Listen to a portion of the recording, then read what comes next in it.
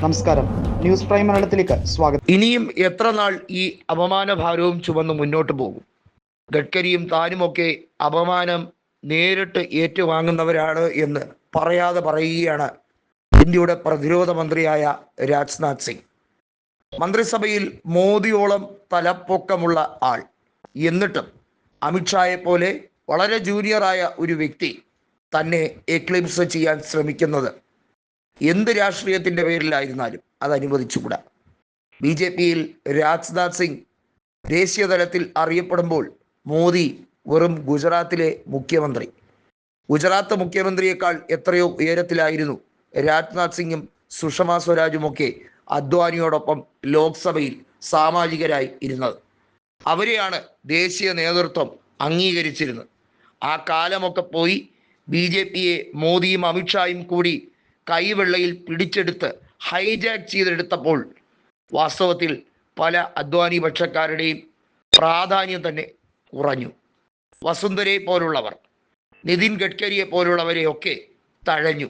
ഗഡ്കരിയെ പരമാവധി തഴയണമെന്ന ആഗ്രഹമുണ്ട്. കാരണം ഗഡ്കരി ഒരു അദ്വാനി പക്ഷക്കാരനാണ്.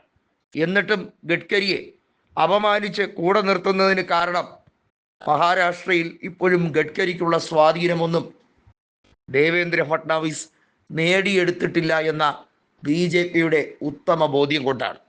കേന്ദ്രമന്ത്രിസഭയിലെ അഴിമതി വീരനായിട്ടുള്ള ഉന്നത വിദ്യാഭ്യാസ വകുപ്പ് കൈകാര്യം ചെയ്യുന്ന ധർമ്മേന്ദ്ര പ്രധാൻ അടക്കമുള്ളവർ വാസ്തവത്തിൽ രാജിവെച്ചൊഴിയേണ്ട സാഹചര്യമാണ്.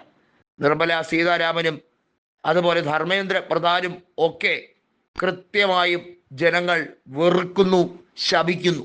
എന്നിട്ടും ഇത്തിൾ കണ്ണികളെ പോലെ അവർ അധികാരത്തിന് വേണ്ടി തുടരെ വാദിച്ചുകൊണ്ടേ ഇരിക്കുകയാണ്. ഇന്ത്യ കണ്ട ഏറ്റവും മോശമായ പാർലമെന്ററി കാര്യ മന്ത്രിയാണ് കിരൺ റിജ്ജു. വായെടുത്താൽ പച്ച കള്ളവും പുലഭ്യവും മാത്രം വിളിച്ചു പറയാൻ ഉതകുന്ന ആ തിരുവ തുറക്കാതിരുന്നാൽ അത്രയും മനോഹരം എന്ന് ഓരോ സാമാജികരും കരുതുന്ന അവസ്ഥ.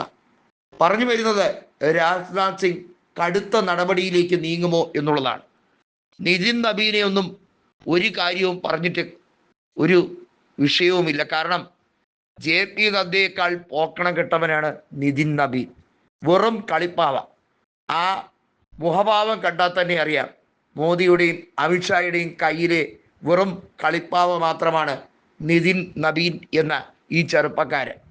BJPയെ ഉണർത്താൻ ദേശീയ പട്ടം കൊടുത്ത് അംഗീകരിച്ചിരിക്കുകയാണ്. വാസ്തവത്തിൽ ഒരു ചുക്കും ചുണ്ണാമ്പും ഈ രാജ്യത്തെക്കുറിച്ച് അറിയില്ലാത്ത ഒരു വ്യക്തി കൂടിയാണ് നിതിൻ നബീൻ.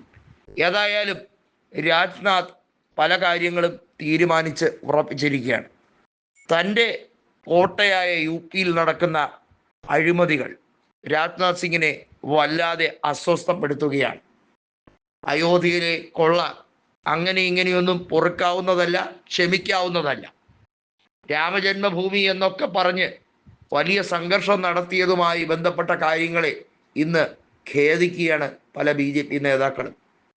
ഇങ്ങനെയുള്ള കാട്ടുകള്ളന്മാർക്ക് വേണ്ടിയായിരുന്നോ തങ്ങൾ വഴിയൊരുക്കിയത് എന്ന ചോദ്യവും അവർ ആവർത്തിച്ച് ചോദിക്കുന്നുണ്ട്.